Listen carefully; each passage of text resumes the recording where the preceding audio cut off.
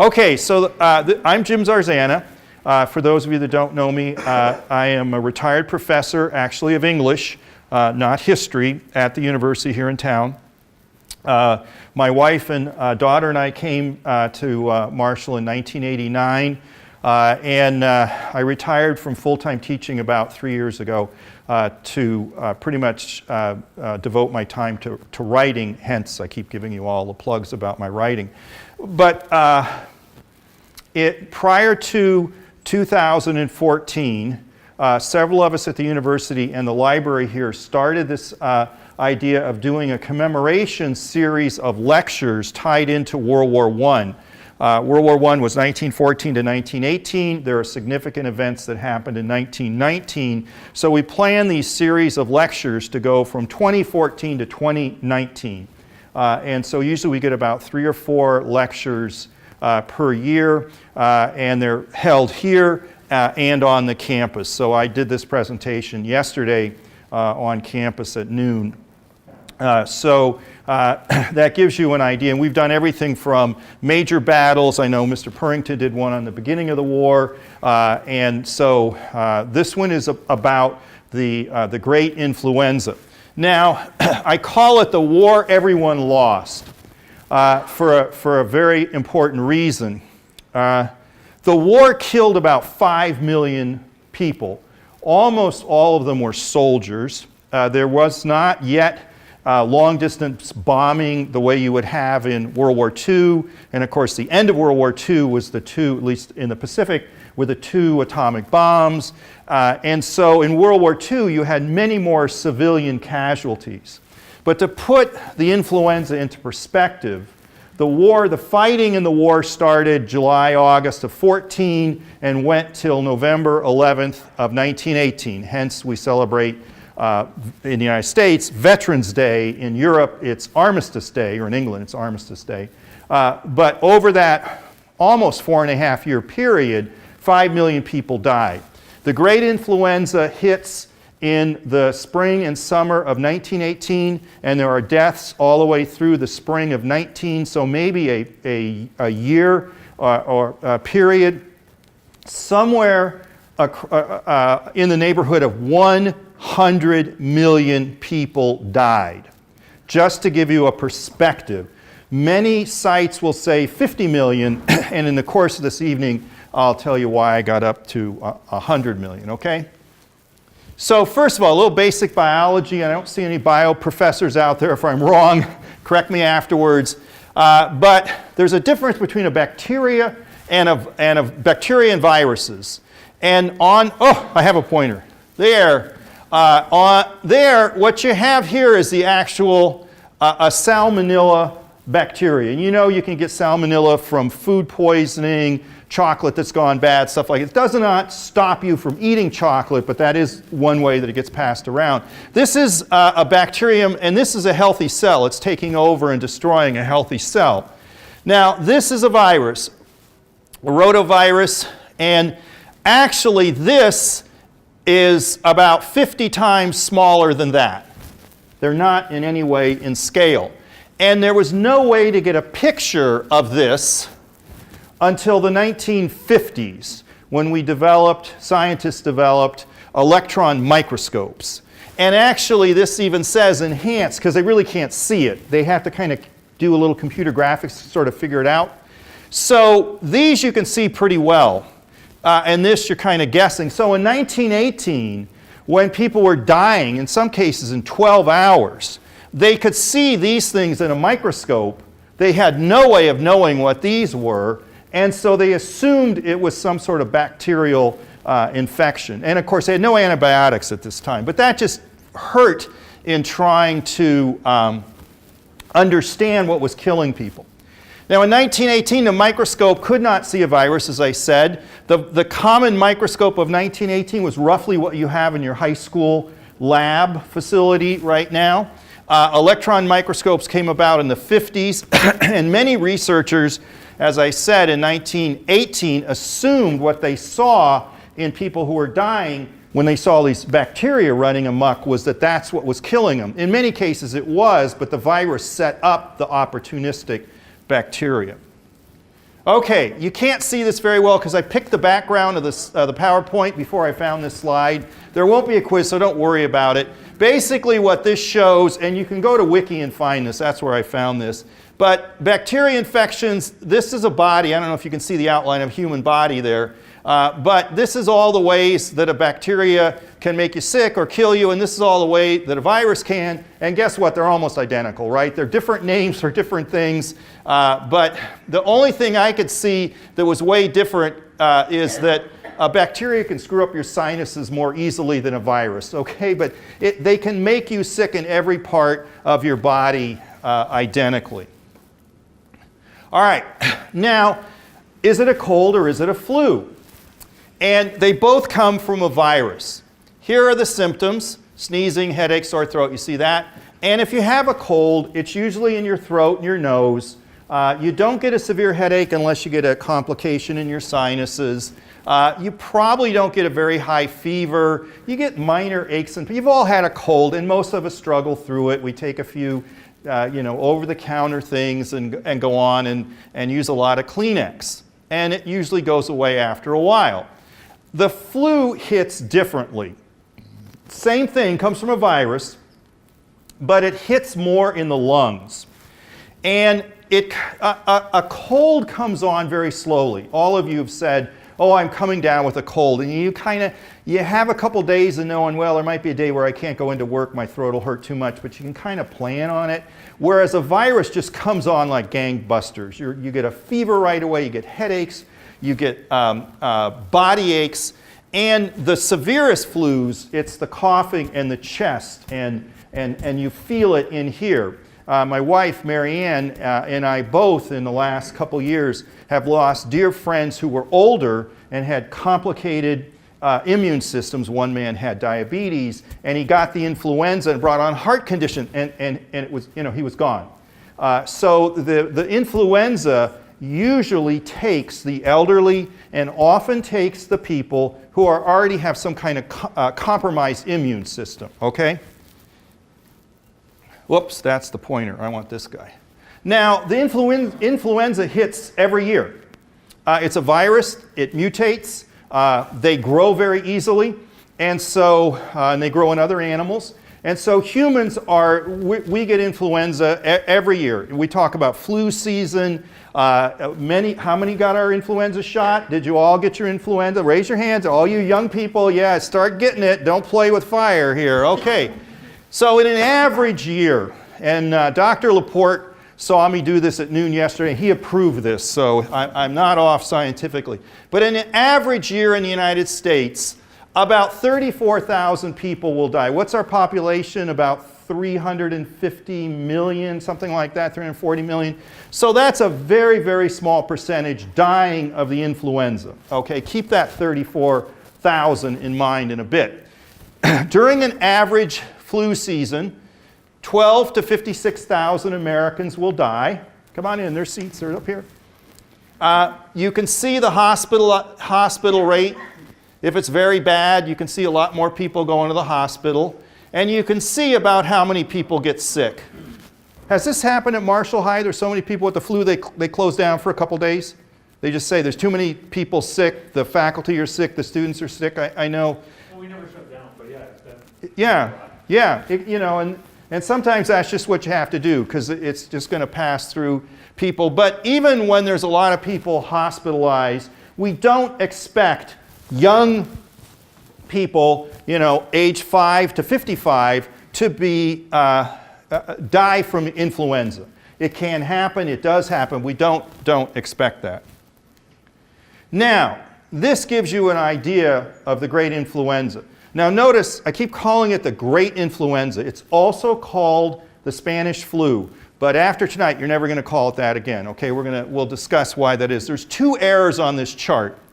The first is that they say 50 million, and I'm thinking, and other researchers have said it's closer to 100 million, and by the end of tonight, I'll show you why where we get that number. And they call it the Spanish flu, which again, after tonight, you're not going to do. Most of you don't remember 1968, but the Hong Kong flu hit 3 million people worldwide. And that created a sensation. 3 million people worldwide. They're going, holy moly, what is this?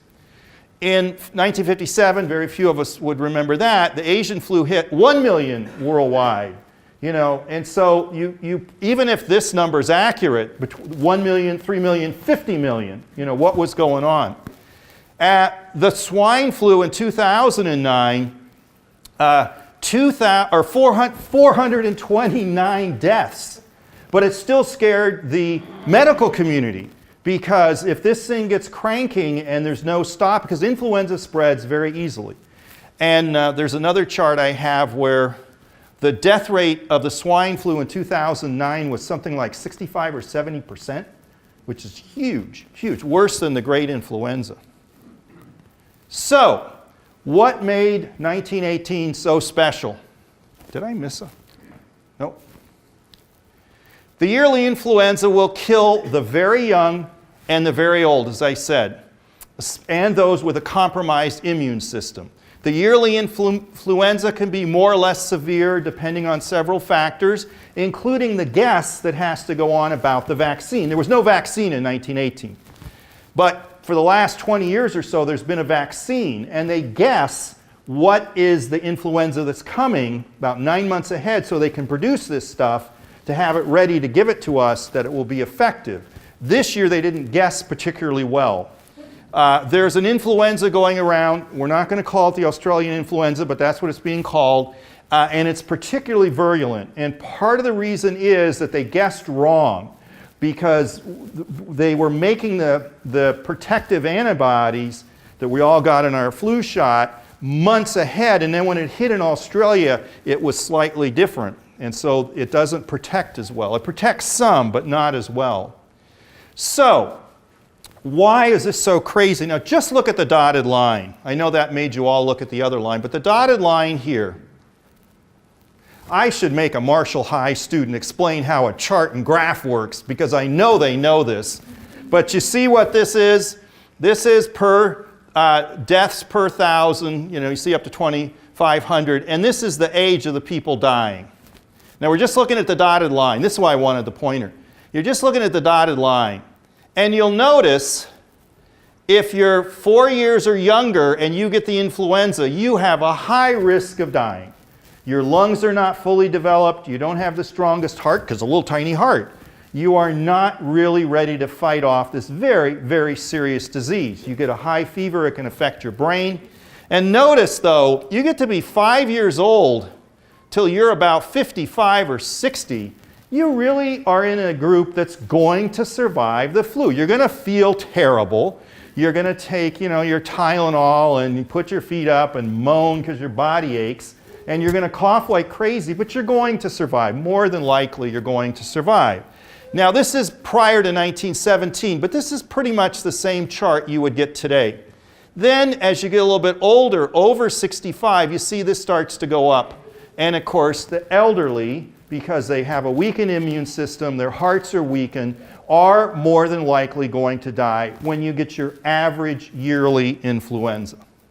1918, same chart, look at the death rate. The solid line, boom, boom, and up.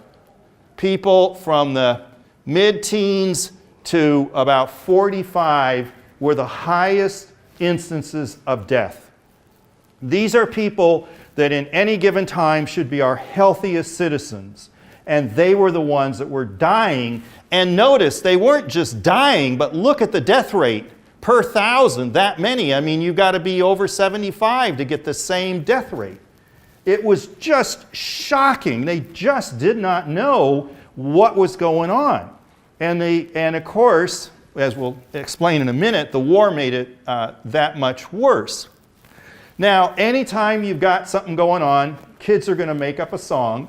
This jingle will be in your head now for the next couple days.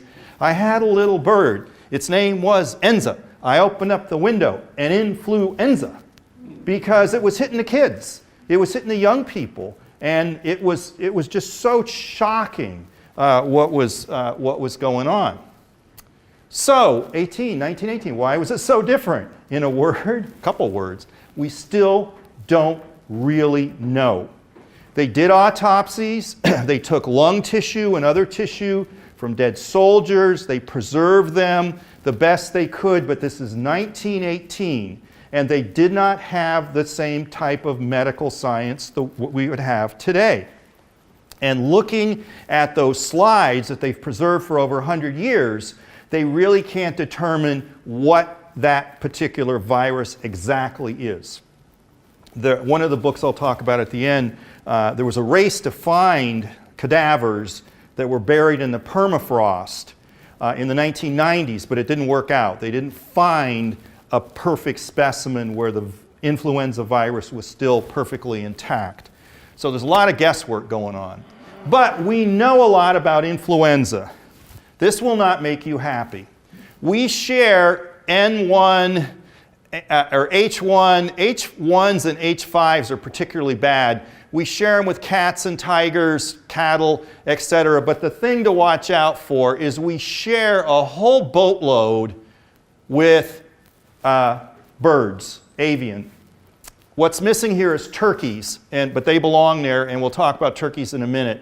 But all of this, domesticated chicken, quail, wildfowl, domesticated geese and wild geese, turkeys, can all have an influenza, carry an influenza that may not kill them, that can easily be transmitted to humans.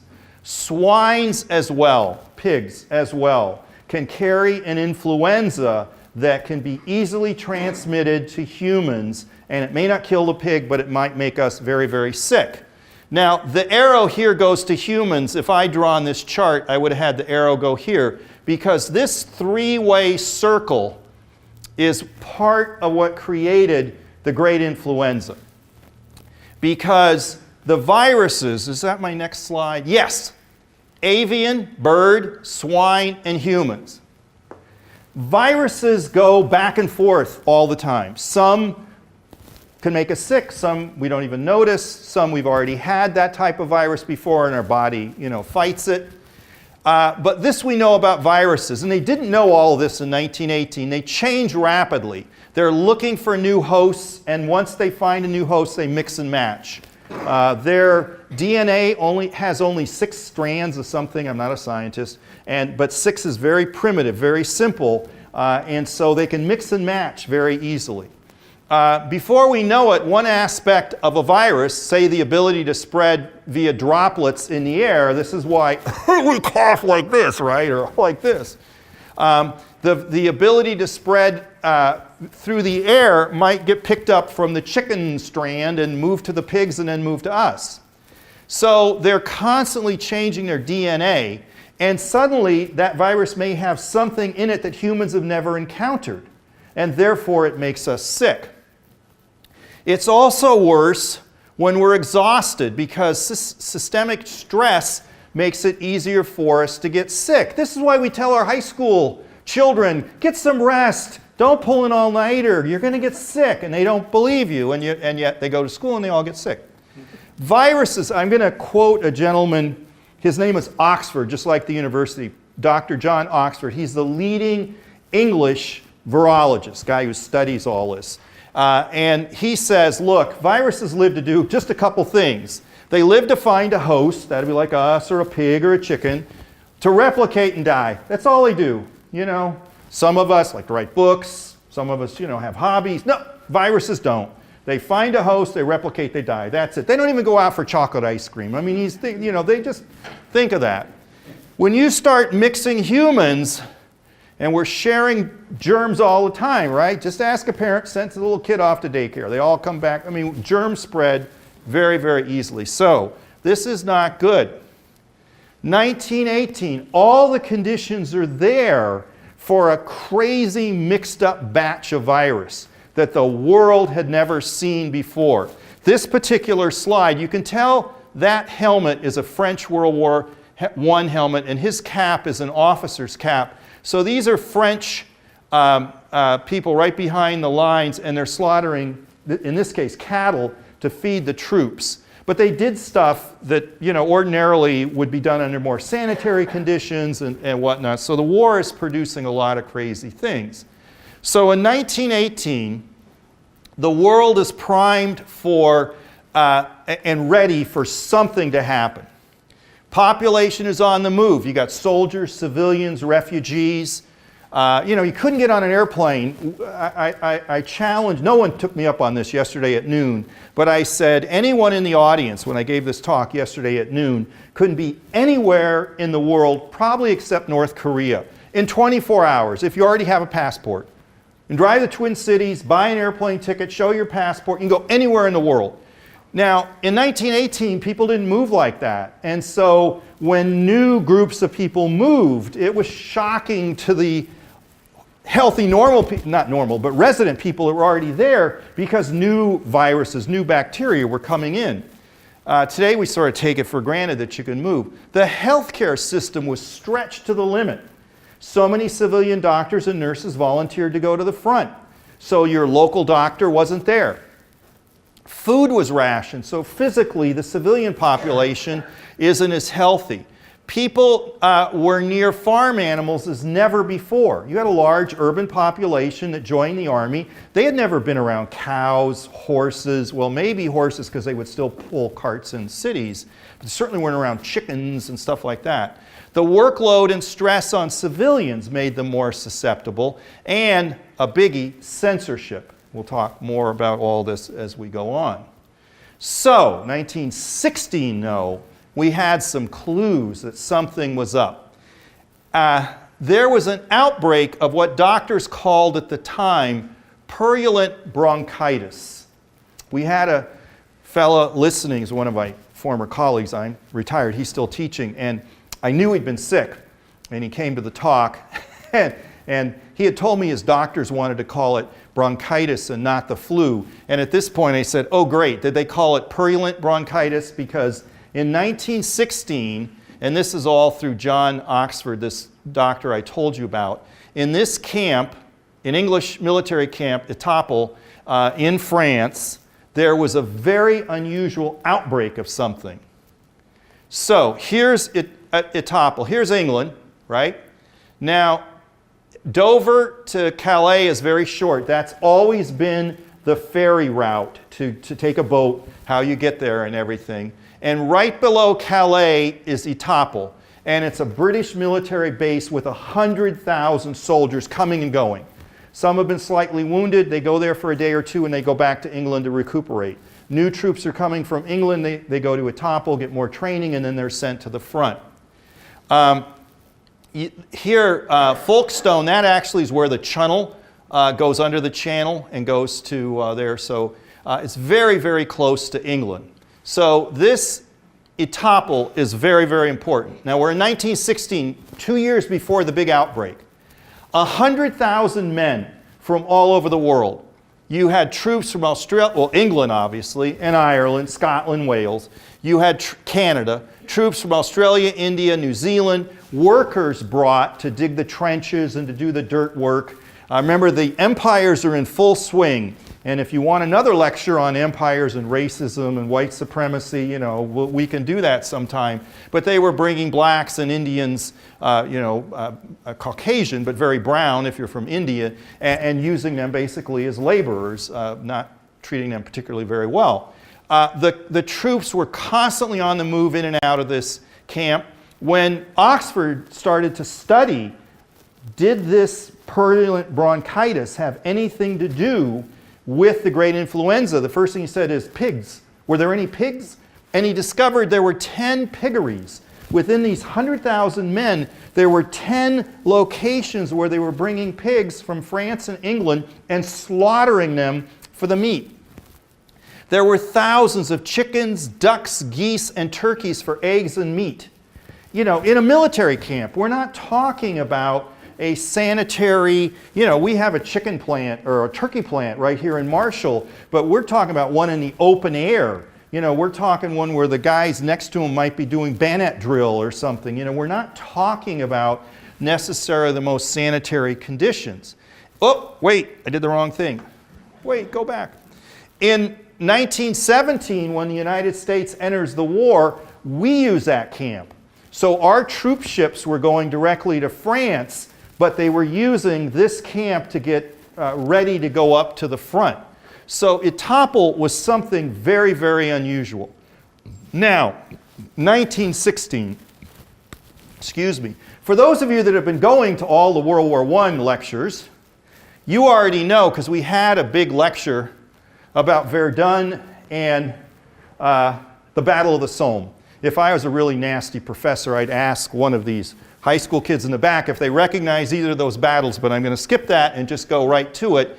I'm going to go back to the map. Verdun is right here. That's a signal for a fortress. There's the word Verdun. And actually, it's an absolutely useless spot of the battlefield. And the Germans picked it to attack because they knew the French had to defend it. So in February of 1916, they attacked this useless fort, knowing the French would defend it, and the battle went on until November. February to November. Practically 1 million men were killed, wounded, or are missing. If you go there now, there's a beautiful cemetery. White crosses all lined up, a few Star of Davids, but mostly it's white crosses all lined up. And you think there's a body under each cross, and there isn't. They never found most of the dead. Between the muddy battlefield and they fought for so long, the bodies decomposed, and they just made a graveyard. Thousands and thousands of people. Here is the River Somme, and right where the German lines hit the River Somme in July 1st of 1916, the British started the Battle of the Somme with some help from the French. The Americans are not there yet. 55,000 British soldiers died the first day of that battle. If you ever go to DC and you go to the Vietnam Memorial, there's 56 or 57,000 names, it might be 58,000 Americans died in Vietnam over a 14-year period. To give you just an inkling of what this war was like. Machine guns, never used before.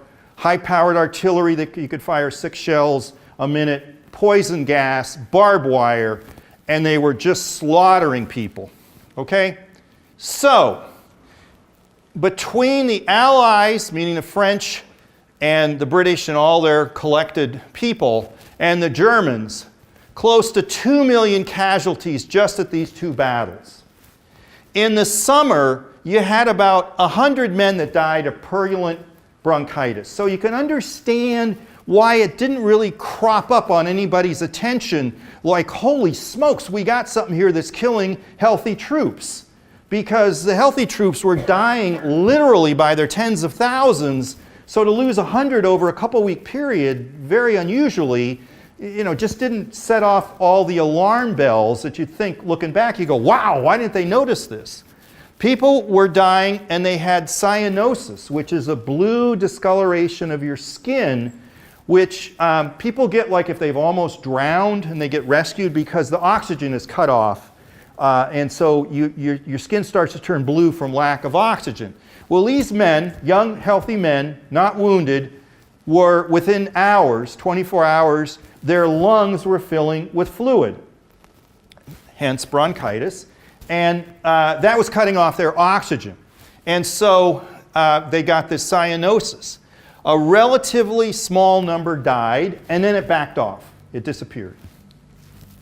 So Lancet is the famous British medical journal, and 3 articles were published. Now remember, there's censorship, but not too many people are going to be thumbing through medical journals. So 3 articles were published in 1916 and 1917 about what they call purulent bronchitis and its cyanosis. One of them, July 14th, 1917. It's quickly forgotten. There's censorship, so nobody's talking about it. They obviously don't want to talk about it because they want to keep the morale up. And like I said, there were very few deaths overall, so it didn't really concern anybody. It wasn't a blip. But the cyanosis and the bronchitis were identical to the 1918 influenza. So this John Oxford that I've been mentioning, there's a big controversy today.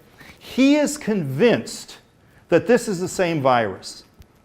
The American research team, because they're still looking for this virus, the American research team says, I want to see a slide from 1916 under a microscope and a slide from 1918 and compare them, and then I'll say the same thing. And Oxford's pulling his hair out going, what do you want? You got all the symptoms, you got everything identical, you can't see it in a microscope anyway, and you want to, he's going, no, somehow or another it started in 1916 and it disappeared. That's Oxford's. Now, in the spring of 1918 it hits big time. This is a military camp in the United States. These were young, healthy, you couldn't get into the army if you were sick, if you had tuberculosis, you had any kind of heart disease, you had to have so many teeth. The multiple choice test was invented to screen American troops, so they took the, kind of deviants and mentally unfit out of the pool. That's where the multiple choice test comes from, is to screen people who weren't ready to go to the front. We'll leave the irony of that out. But anyway, here they all are sick.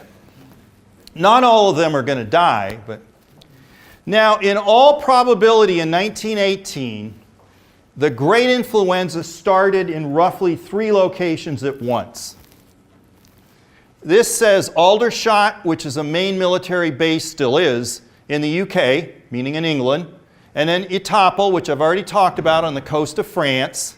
And then in this province in China, talk about China in a bit again more later, but the way the Chinese keep their chicken and their poultry, they have huge open air markets, and Chinese shoppers don't go to Hy-Vee and buy a chicken that many people think was probably somehow concocted in the back room of Hy-Vee. It never had feathers, it just kind of grew wrapped in cellophane, and there it is. They want to see their chicken, so they go where the chicken is alive and they watch it being butchered. Okay, so there's a lot of live chickens around a lot of live people, and you know from earlier in this talk, or from a good biology course that you've already taken, that chickens and humans can spread viruses, share viruses. And China's, one of the big influenza is called the Hong Kong flu for a reason. So they got an outbreak in 1917, very similar to the purulent bronchitis. And then Camp Fulton, and there should also be listed a camp right outside Boston, but I didn't make this slide. So Camp Fulton's in Kansas. They were slaughtering pigs near there, and then suddenly in the middle of summer, young, healthy men were getting very, very sick. Same thing outside Boston. Some of them were getting so sick they were dead in 12 hours. Think of that. You get what seems to be a cough and a high fever, and you hurt like hell, and you're drowning in your own bodily fluids and dead within 12 hours. It just is stunningly shocking to the medical community. They just don't know what's going on. So they did not have good color photography. They had rudimentary x-rays and things like that. But what they did was, with the autopsy, they would have artists draw. That's a lung that should look healthier. It's very red from the infection and blood vessels bursting and things like that. Very often it would also be very blue because the oxygen had been cut off. And very often they're very, very filled with fluids. When your lungs fill with fluids, you cough, and healthy lungs are not filled with fluids. So this was made of an American who died somewhere in the United States, and all that information is down there, American soldier. So the postmortem and the autopsy reports, how are we doing? Oh, great. Postmortem, the disease spread quickly and easily. The wrong age, as I said, is dying. It's young, healthy men, some women, mostly age 20, in the military. In the regular general population, it's men and women of equal proportions. 20 to 40 was hit the hardest. It brought on pneumonia and bronchitis, bloody fluid into the lungs. You got secondary infections from that. So many people were dying from a bacterial infection brought on by this virus, creating a situation that an opportunistic bacteria could spread very, very quickly. A very high infection and mortality rate. It's the wrong time of the year. You can get the influenza any time of the year. you can get influenza. But it happened, the two big bursts are in the summer and the autumn. I've got some charts I'll show you in a minute. This is the one that's stunning. I've read this in 2 or 3 different places. October 1918, that month, still rates as the highest mortality rate of Americans in our history. Not 1863 with Gettysburg, not some battle during World War II, but October 1918, because that is the height of the pandemic in the United States. And it rates as more Americans died in that month than any other month in our history so far. Now, when the influenza hits in the United States, and it's hitting all over the world at this point, William Henry Welsh was a leading researcher and infectious disease expert. He had helped with the discovery of yellow fever at the Panama, and they came up with a vaccine for that. Yellow fever, I believe, is a bacteria. He travels from Washington, because he's at the big Washington, center of government. He goes up to this Camp Devens near Boston. Camp built for 35,000, there's 45,000 troops. Base hospital has room for 2,000, they have 8,000 patients. 60 are dying per day. He gets up there and he performs the first autopsy. And autopsies, which, not to be too crude, but you cut open a cadaver. He cuts open this young man, about 20 years old, had been perfectly healthy a few days before, who is dead. He has these blue swollen lungs filled with bloody fluid. And he says to the people around in the little theater where they do this, this must be some kind of new infection or plague. They had never seen anything like this. And this is happening all over the place. Well, we're at war with Germany. If you got German ancestries, you probably don't want to spread this around too much. Fought 2 big wars with Germany. But we blame the Germans for everything. All you got to do is look at the paper today, and if you look at papers coming from a certain political persuasion, it's all Muslim, Islam, they're the fault of everything no matter what. Well, that's kind of what was going on in the war hysteria. They were convinced that somehow the Germans did this. They were convinced. There were rumors that U-boats, which were very deadly, U-boats are what brought us into World War I, and they would surface and spread clouds over Boston that were spreading it. And of course that's not true, but that's what they thought. Everyone was using poison gas. There's another lecture, by the way, chlorine gas. You ever gone to a swimming pool and there's that room off to the side of the swimming pool and it says chlorine, do not enter, they made, that's to keep the water pure so you can swim, all of us can swim, but they were making a weapon with that. And if there's ever an accident at a swimming pool, they tell everybody to get out of the way, don't breathe, get away, get away. Well, that's because it's poisonous. Well, anyway, the Allies were convinced that the Germans and the Allies used poison gas too, both sides used it, but that the Germans had made some kind of poison gas that was creating the influenza. Because the Germans are not telling, they had the influenza too, but they weren't telling anybody. It's censorship, right?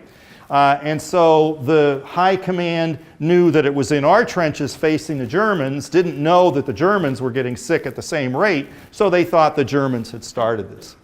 Aspirin, just your common daily aspirin, was developed by a German company, Bayer, and they were convinced that somehow the Germans had poisoned aspirin, which was our only pain reliever and our only medicine for reducing fever. So when you got the influenza, what did you take? Aspirin. Yeah, because there's no ibuprofen, there's no acetaminophen, so it's just crazy, crazy, crazy times. Now, in the summer, everybody's sick all around the world, summer of 1918. You're getting more history than you planned here. Where's my map? This doesn't show, but if we had a big enough map, over here is Russia. It wasn't the Soviet Union yet. And Germany is right between, and they were fighting the Russians, and they were fighting this way. So they had to divide their army. And in 1917, they made a peace agreement with the Russians, because then that became the Soviet Union. So they were able to rush half of their army to the west. So suddenly, Along this line here, the Germans had basically twice as many troops, and they almost won the war. Now, by that time, the United States was in the war, and they were able to send troops that almost made up for that balance of power. But when the Germans were breaking through, they started to get the influenza. And so, but the United States was told, please hurry up, send more troops, send more troops. But the U.S. knew if we send the troops on a ship, 30% of them are going to be sick by the time they get to France. And a large number of them are going to die before they get to France. And it came to the president, Woodrow Wilson, who had to make a decision. And he made the decision to send the troops, even though he knew many of them were going to die on the way or be sick on the way. And the rumor goes, the little apocryphal story, we're not sure it's true, but so the story goes, that when he signed the order, he sat at the desk in the Oval Office and hummed to himself, I had a bird named Enza. I opened up the window and in flew. It's not the quite words. I had a little bird. Its name was Enza. I opened up the window and influenza. This is the President of the United States mumbling this kid's song. I mean, that's how prevalent that little song was. Anyway, huge, huge influence on the war. Workers are too sick to work. In some countries, in the United States, 25% of the population got sick at one time or another over this 12 or 14-month period. The strain on the civilian population hurts morale. Soldiers are too sick to fight at the front. In part, that's what stopped the German offensive in the spring and summer of 1918, where they got all these troops fighting the Russians that they rushed them over. The other thing was, if you know anything about the trench warfare, it's really like a 20 to 40 mile strip where all the fighting is taking place along this thing.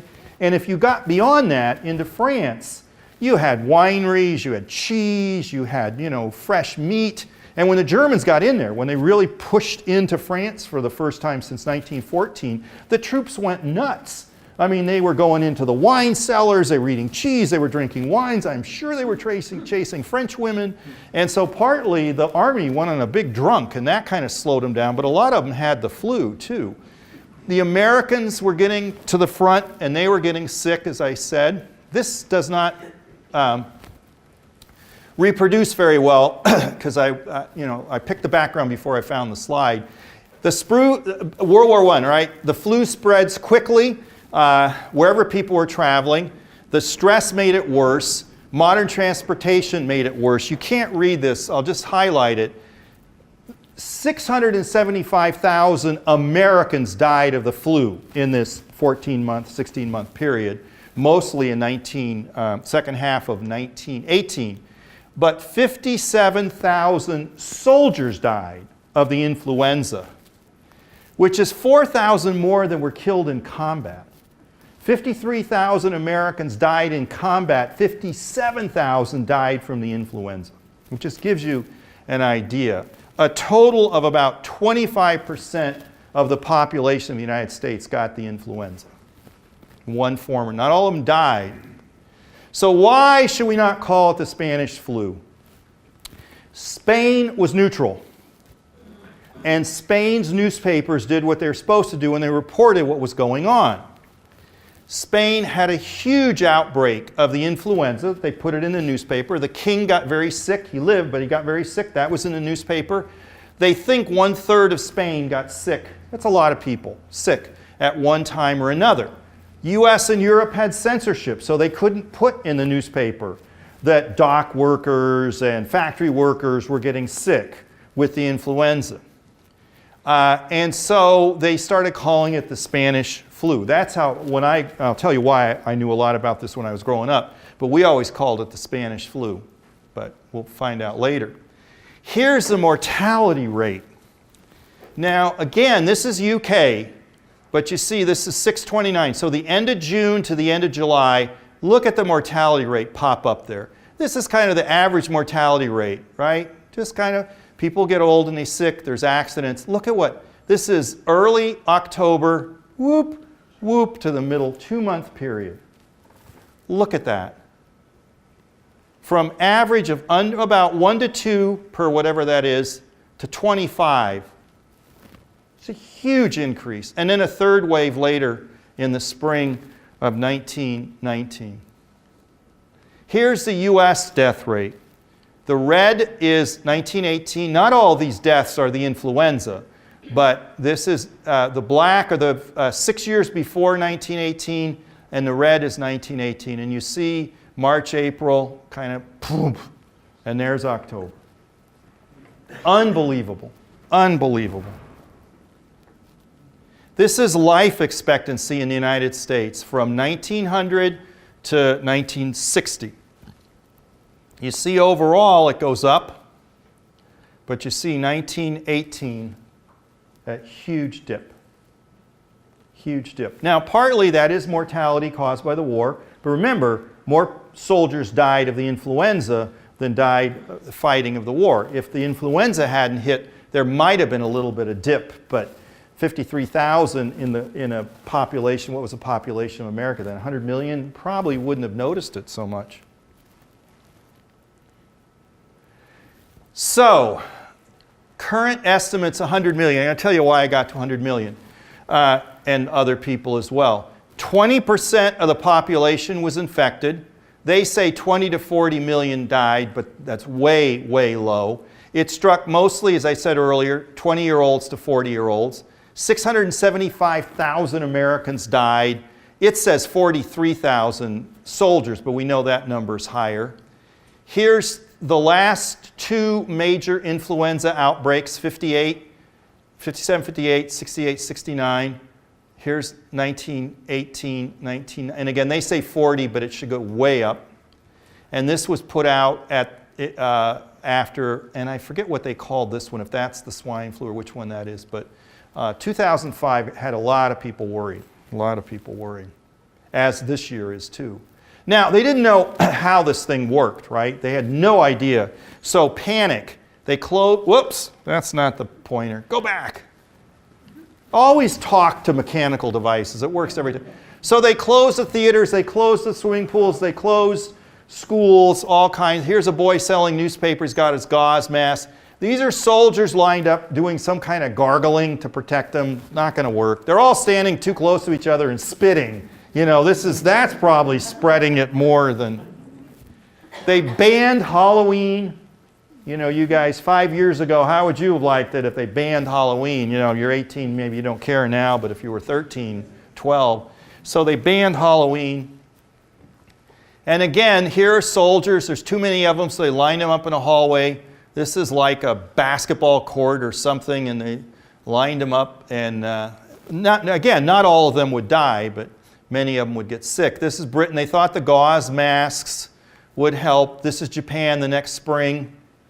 In Asia, they still do wear the masks all the time. If you have a cough, it's considered courteous to wear the gauze mask. It doesn't do any good, but it's considered courteous.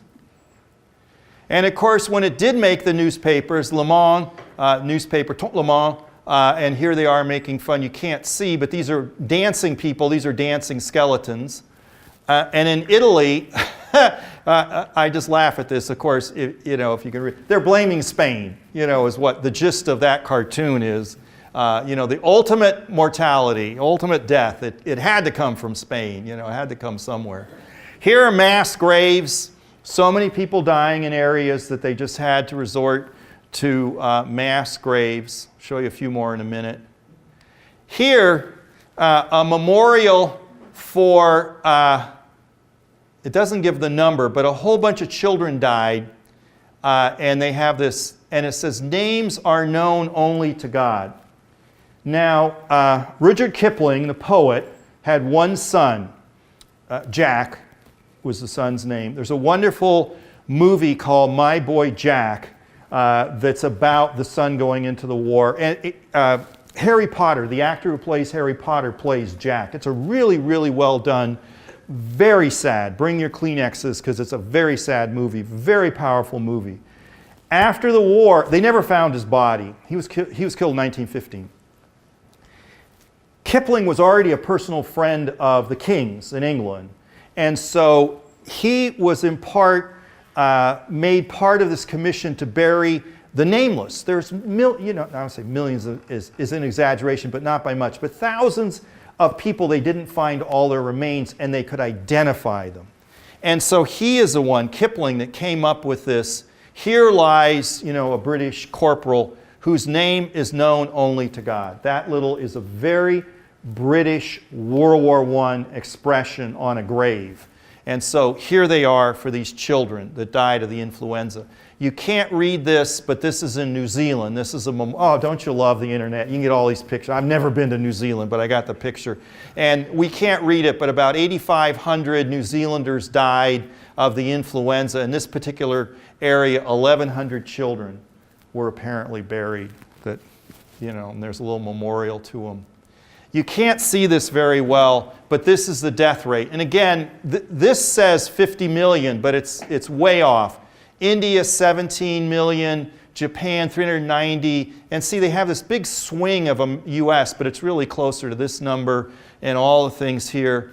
And they aren't counting China and different things, so it's very difficult to really think of that as accurate. This is interesting because these countries were neutral, and these are the people that died of the influenza and what percent of the people who got the influenza died.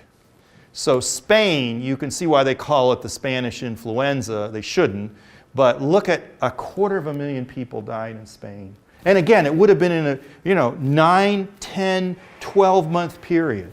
So with that many people dying, you're going to know all about it. These are the countries that fighting was going on.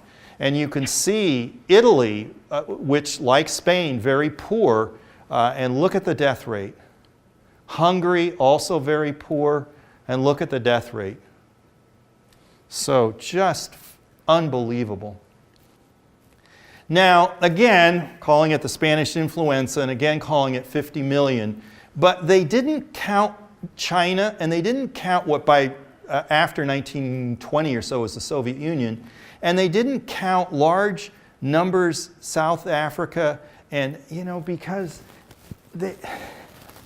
I hate to be the guy that sounds like this, but white guys were doing the counting, and so there were some people in the world that really didn't count. If you were Asian, if you were black, and it really was closer to 100 million people, because it's like they weren't counting all, and they didn't have the means of counting in rural China where whole villages were being decimated. And so it probably is better to, as horrible as it is, it's better to think of this number as closer to 100 million people rather than 50. And of course, we're never going to say Spanish flu. Well, of course, you get anything and you get quacks out there and whatever. Horlick's malted milk. Come and drink it.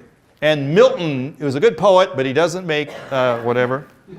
Here's my particular favorite. Eat more onions. Now, I'm Italian. I know it's garlic. Eat garlic. And I love if you can get up here and read it. Bring your own sacks. Will be sold direct from car. Can you imagine thrifty whites selling you medicine from the back of their car? Very reputable. And of course, this is why this is important. This is today, 2018. Oh, 2018, not 19. This is a inoculation needle from roughly this period. You've seen this slide before. And the anti-vaxxers out there, 50 million dead from the influenza, from the flu vaccine. There was no flu vaccine. And I just can't believe when I see stuff on the internet and Facebook about not getting a vaccine because it's going to give you some this or this or this. It's like, are you kidding me? And so they're using kind of, people sort of know this happened. They don't really know the history. And then they're saying, because they could not produce a flu vaccine because they didn't know it was a virus. And they're saying that's what killed people.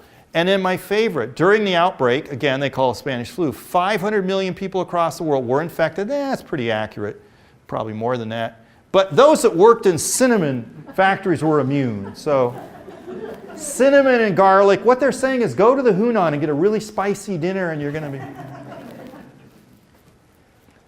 There's our little buddy. So why worry? All right, this is the part of the talk that will make you more upset than what happened 100 years ago. The avian flu, N5N1. Why do we care? It spreads among birds quickly and across countries. It jumps host, namely to animal groups. And remember, I know not everybody likes to hear this, but we're mammals. You know, have a lot in common with horses, chimpanzees, cows, and this stuff can jump very easily. The percentage, this last one in 2006, 184 confirmed cases and 103 died. You see what percentage of deaths that is? That's what, 70%, 60%? Wow, that's really bad. And of course, they can mutate very, very quickly. This just happened recently in China, where they had to kill millions of chickens because the chickens were infected with something.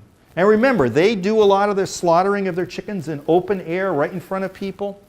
This is France, and if you've ever been to France, I mean, not one that's got influenza, but the French know how to cook duck, you know, the grease, and oh, it's great with your little froid, whatever that is. Anyway, I had a nice dinner. I shouldn't be talking about all this food. But this is happening recently, and of course, this is happening in Minnesota. You recognize CARE 11? That's us, right? Thousands and thousands of birds. This is just a couple counties away where they had, and then they buried them. The avian flu close to home, and no wild birds were detected. They kept saying, this is coming from somewhere, and then the DNR and the health people would go out and find all these wild birds, and they had no avian flu, which means it was spread farm to farm to farm. Not because birds were flying over and droppings were getting in the food supply, which is what they first said. You know, oh, birds flew over and crapped on the corn. And no, it didn't happen. So remember, turkeys are not here. They're missing, but all these avian things, all these pigs, this should be an arrow here, and us. And once you get this thing whipping, it's not good. It's not good. And in case you need a reminder, we are the third largest swine producers in America. Iowa, right down the road, is number one, then North Carolina. 750 million hogs in Minnesota, which is almost twice the population. It's almost 2 hogs for every person. We have 11% of the population, a total of the hogs in America, and it's growing. It's the fastest growing. And, you know, I get a little political when I talk, but I'm not a real big fan of factory farms because all of these animals are being fed huge doses of antibiotics. Antibiotics do not affect a virus, but they keep secondary infections, bacterial infections, from killing off the herd. The problem is we eat that pork, we eat that chicken, we eat those eggs, and our system absorbs a little bit of the antibiotic. And we know, and you can go on the internet and read all about this, that antibiotics are less effective today in 2018 because of the overuse, mostly in agriculture, of antibiotics. And part of that is because we're cramming so many animals, and if you are in this industry, my apologies, but it's just simply not good. This is a terrible flu season, as I said. This is a headline from, they called it the Aussie Flu, but this is how sick England was, the UK recently. So, please don't call it the Aussie flu or the Spanish flu. Now, people ask me, why am I so interested in this? And part of the reason is, this is my grandfather. And this is the date that the month, this says 1918. Notice they conveniently misspelled his name, Zarzano, not Zarzana. This is his brother. Now, George Zarzana, my grandfather, came from Sicily in 1913, came through Ellis Island. My grandmother and he were from the same village. They'd agreed to meet in Sacramento because they both had relatives in Sacramento. They did not stay on the East Coast, which is very unusual. Most Italians stayed on the East Coast. They came right to Sacramento. They got married. My father was born in 1914. My aunt was born 2 years later. And my grandfather died in 1918. A couple days later, his brother, who was from LA, who had come up to visit and came with his son, so his nephew got the influenza and died as well. And then the nephew died. So my grandfather, my great uncle, and then what would be a cousin once removed or something like that, all died within a 5 or 6 day period, and they're buried in pauper graves in Sacramento. My aunt was very sick with what they thought was the influenza. The doctor, she was 2, the doctors told my grandmother she's going to die. And my grandmother said, if she's going to die, I'm going to take her home. So she took her out of the hospital, and she recovered and lived to be 95, and as did my grandmother. So I hope I have those genes. And but they said, I mean, we heard these stories, growing up, and they said if she hadn't been taken out of the hospital, she probably would have died, because there were so many viruses and so many secondary infections floating around the hospitals that she probably, because she was sick, picked something up that would have killed her. But in fact, she recovered. Her father didn't. My grandmother married a second time, and the man that I always knew as my uncle was really like my father's half-brother. Was just never thought of it that way until, you did a genealogy chart and you go, oh, that's not a direct line. So there's my grandfather, and right next to him is this fella. It's a pauper's grave. St. Mary's. As I often tease my wife, who's a Murphy, these Italian guys were thrown into the ground by some Irish gravedigger at St. Mary's, so they didn't bother to spell the name right. And that's how close my uncle is, my great uncle. I mean, they talk about cheek by jowl. They just kind of slapped him in there. And here in Marshall, Jennifer Andrews sent me this when she found out I was going to do this talk. The forerunner of the Marshall Independent, and what was it called back then? You know what it was called? It was like the Marshall newspaper, the Messenger.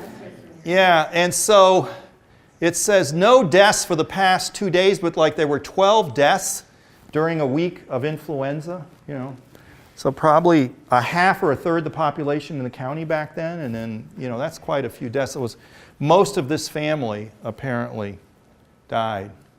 Well, I have a bibliography. There's 2 books. This is John Barry's. This is like the Bible of the Great Influenza. It's 2005. You have a copy, right? Yeah, I saw. And most of my history is out of this. Very thorough, very interesting, and you can take a look at that. This one is a little different. It's called Flu. Let me just read you the subtitle. The Story of the Great Influenza Pandemic of 1918 and the Search for the Virus that Caused it. This was published in 1999, and it was about the 1990s, where they were trying to find cadavers in permafrost of people that died of the influenza. They were fairly certain they died of the influenza, so they could find that virus. And all of the kind of scientific infighting. For those of you familiar with the AIDS virus and the search the band played on, I think is the name of that book, and it's like faculty members. The infighting, they're all supposed to be happy-go-lucky intellectual scientists looking for the truth, and they're like backstabbing. I want to find the first, that's my Nobel Prize. And there's some interesting stories in here. Personally, I found the Barry's book just easier to read and more insightful. And this is, I don't want to say gossipy, but if you're going to read the 2 of them, I would read this first, and this one will give you some things. So if you go to www.james.a.zarzana, you go to James Zarzana or James A. Zarzana, I bought both names, and then go to the miscellany. I have a bibliography, and I've got a few sheets. I don't have enough for all of you, but you can print your own if you go to that address. It's got both books listed there. And if you go to YouTube, and if you go from there, it's hot linked. You can just point and click and it takes you right to it. But there's some wonderful documentaries. There's one called Secrets of the Dead, Killer Flu, and that's where the John Oxford is interviewed, and a lot of the purulent bronchitis is talked about, and how he's digging up the grave of these 1916 soldiers and trying to find evidence of what they had and everything. Then it just aired recently on PBS, and our library, the campus library, has a copy of it on DVD, but you can watch it on YouTube. American Experience Influenza 1918. And that's about the American experience and, you know, schools closing and things like that. And it's really touching. It's really well done. It's an older one, and they kind of updated it a little bit because they were interviewing people who were in their 80s who were young children in 1918. So clearly that was made 15 or 20 years ago that they could have interviewed these people. But this one little older gentleman tells the story of when he was 5 and they closed his school. And then when school reopened, he went to look for all his friends and they weren't there. You know, they had been taken in the influenza. Then in the year 2000, I just love what gets put up. You know, if you can find good stuff on the internet. This, Gina Colada is the author of this book, and there's an hour interview of her that was made in the year 2000, which is just fascinating. You know, it's grainy, it's not very well, you know, because the technology 20 years ago. But it's very interesting. She talks about the book, and she talks about looking for these cadavers. I mean, they're digging up people and, you know, islands up in the Arctic Circle above Norway where they thought these fishermen had died and buried up there, and they're going to find their lungs and all this sort of stuff. So, and she's a very interesting. So I've got a paper copy and I've got this kind of copy. And I do have cards if you want to buy my books. Never pass up an opportunity to advertise. Any questions or issues? Yes? Jim, I'm curious. You mentioned, I'm curious about the medical treatment. I noticed you said they had aspirin. They talked about that. But if all these people are dying, what were the doctors trying? They must have been trying other things. Do you know what else they were trying? Specifically, I don't know. Well, you saw the fake stuff. I think they were just trying to keep them helpful, and I'm sure they thought whatever medicines at the day, you know, that probably weren't effective, but they were administering them. I don't know if they gave them like morphine or something to ease the pain. You know, I really don't know. And if I read anything about that, I wouldn't have paid much. But yeah, given the medical community of the day, there wouldn't have been much. I mean, the sanitation isn't much. You know, you see them with the gauze mask, but their nose is, you know, gauze mask just over their mouth, you know. So it was painful. And I think it was the shock that nothing like this had happened before. And I meant to mention this. One theory is, since all of us get some form of the influenza, all of us get sick one form or another, and so our bodies are kind of have some kind of immune, or they're already kind of remember this and they know how to fight it kind of thing, that the people born around 1880 through like 1900, 1905, there weren't any big influenzas in the way that we're getting a yearly influenza. And they think that group of people who would have been in their 20s and 30s in 1918 had never had any type of influenza.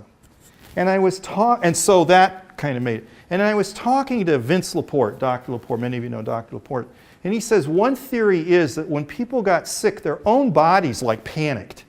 They go, wow, you're really sick. So they like did everything to fight it. And that's why the infections broke out in the lungs, because they sent, we're going to kill this thing with this and this and this, and then all kind of your body overloaded on fighting it, and that's where all the fluid got in there. So it's a lot of things. But I don't think they could do much but quarantine and whatever.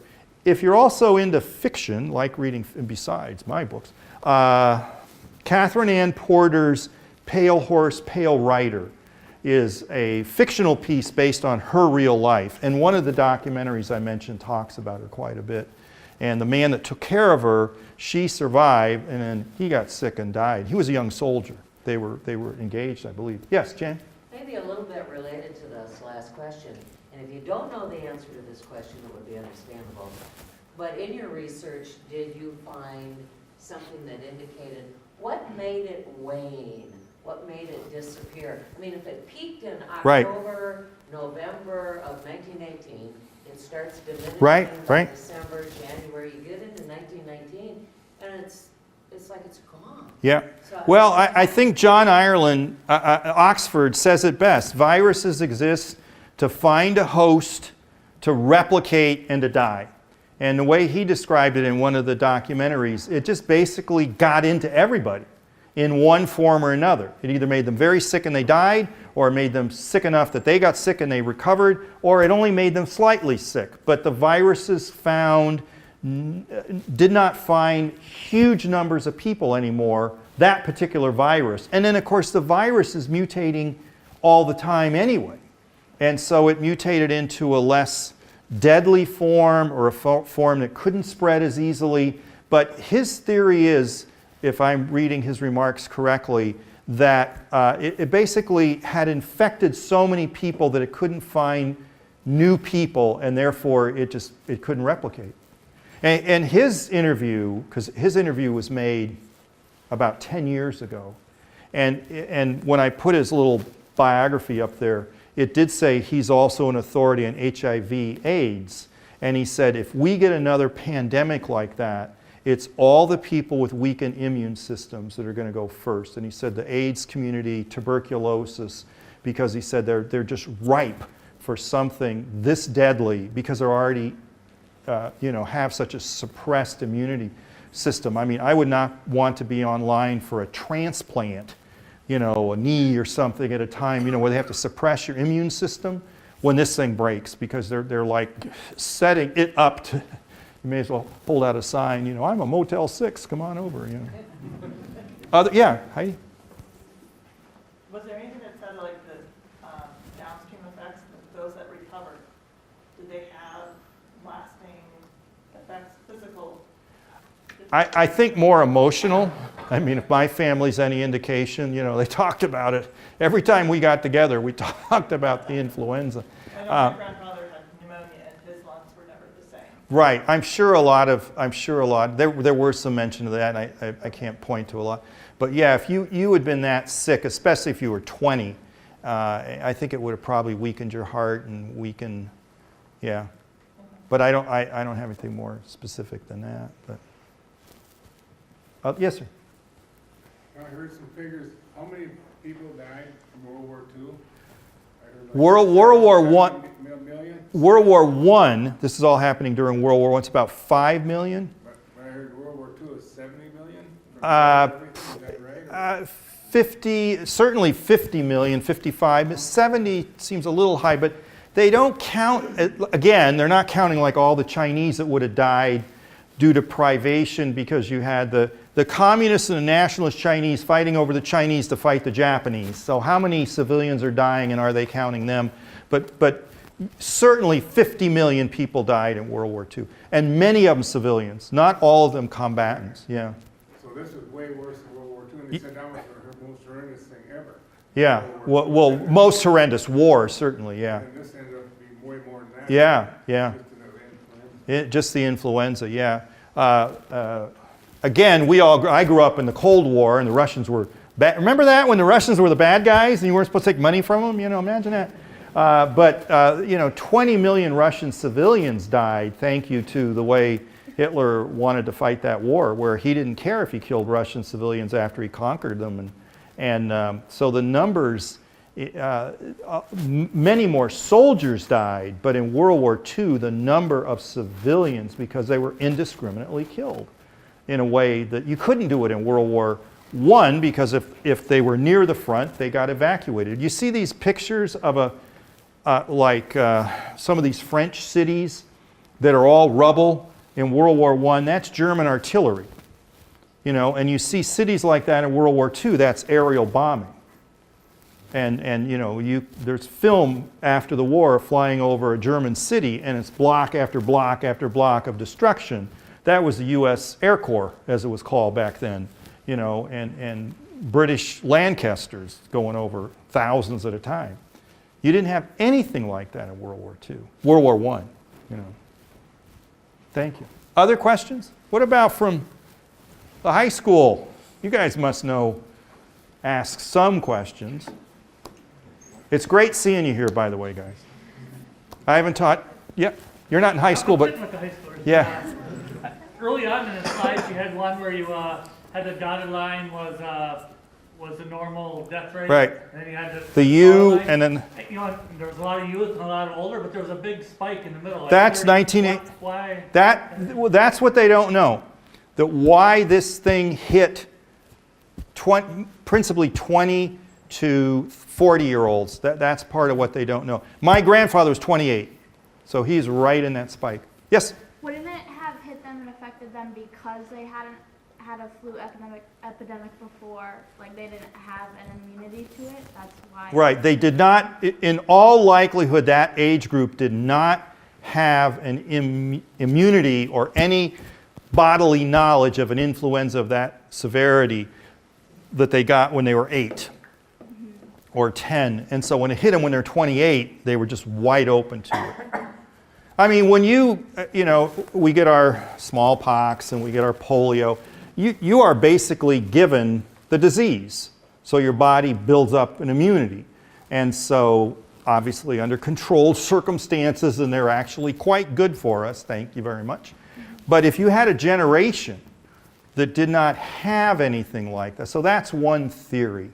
The other theory is that this virus just mutated into something so horrific, and we can't study it because we don't know what it is, and it could happen again. That it doesn't matter if you were sick when you were a kid. That could have been from like American Indians that don't have any buildup. Right, right. And this hit the Native American community and a lot of African communities very severely because of their burial rituals. Like the Native Americans will sit with the body for 24 hours. Well, that body is highly contagious, either of what killed them or other bacterial infections, and the whole community. And so like parts of Nebraska and Kansas where there were still natives living in larger numbers on reservations, the reservations had 60-70% mortality rate, and the people living in the communities had, you know, your average 10 or 14%. I mean, it was huge discrepancy between the native populations, and not just in the United States and Canada, but in Africa, Polynesia, and a lot of it has to do with how long they kept the body before the body was buried. They haven't built an immunity either. Right, and they had less immunity. Yeah. Anything else? You've been a very, don't move until I count you. You've been a very good audience. 1, 2, 3, 4, 5, 6, 7, 9, 10, 11, 12, 13, 14, 15, 16, 17, 18, 19, 20, 21, 22, 23, 24, 25, 26, 27, 28, 29, 30, 31, 32, 33, 34, 35, 36, 37, 38, 39, 40, 41, 42, 43, 44, 45, 46, 47, 48, 50, 51, 52, 53, 54, 55, 56, 57, 58. And for those of you that were here earlier, Mary Ann's yesterday was 35. She gave a very, oh, yeah, anything Mary Ann does is wonderful. So I'm a little smitten, what can I say? Well, thank you so much. If you want to talk, thank you.